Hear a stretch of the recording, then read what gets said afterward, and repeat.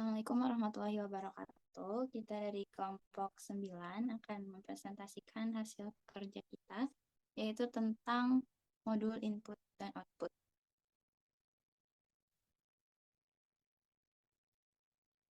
Di sini kita akan memperkenalkan dulu anggota kelompok kita. Yang pertama ada Nur Jama, yaitu saya sendiri.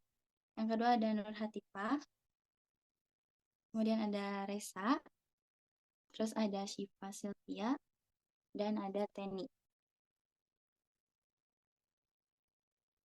Oke. Apa sih pengertian modul input dan output itu?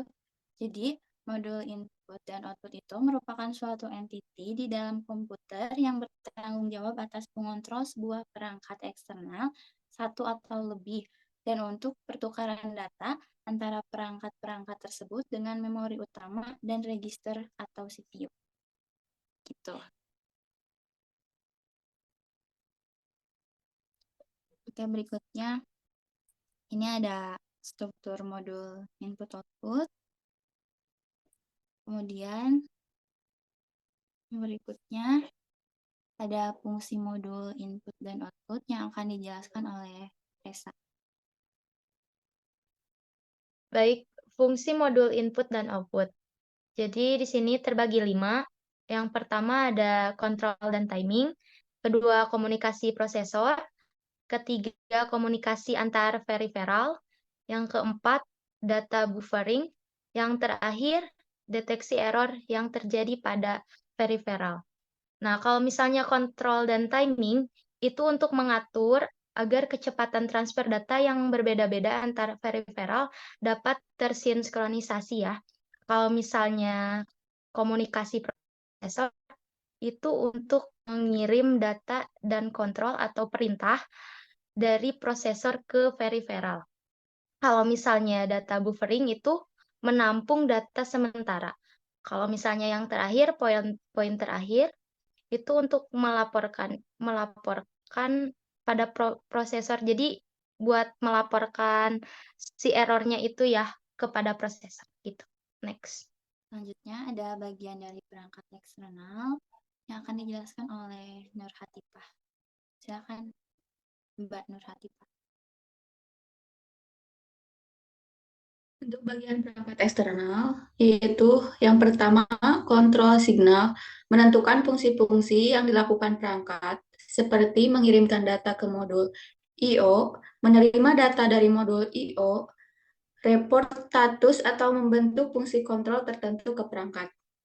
Yang kedua, signal status, yaitu menandai status perangkat, misalnya ready atau no ready. Yang ketiga, kontrol logis, yaitu yang berkaitan dengan perangkat yang mengontrol operasi perangkat dalam memberikan respon yang berasal dari modul I/O. Yang keempat, transducer, yaitu mengubah data dari energi listrik menjadi energi lain atau dari energi tertentu ke energi listrik. Dan terakhir, yaitu buffer, menampung sementara data yang ditransfer di antara modul I/O dan dunia luar, yaitu ukuran buffer yang umum 8 sampai dengan 16 bit. Oke, lanjut. Oke, kemudian di slide selanjutnya ada perangkat eksternal. Bagian ini akan dijelaskan oleh Teni. Silakan Teni. Perangkat eksternal dibagi menjadi 3, yaitu ada human readable, contohnya yaitu video display, terminal, sound card, dan printer. Yang kedua ada communication, yaitu contohnya modem dan LAN card. Yang ketiga ada mesin readable, contohnya sistem disk dan pita magnetik sistem robot. Contoh I/O yaitu ada keyboard dan disk drive.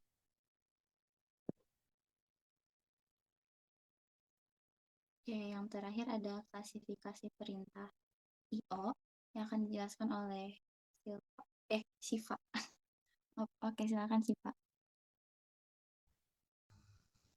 Klasifikasi perintah I/O. Yang pertama, perintah kontrol. Perintah ini digunakan untuk mengaktifasi perangkat periferal dan memberitahukan tugas yang diperintahkan padanya.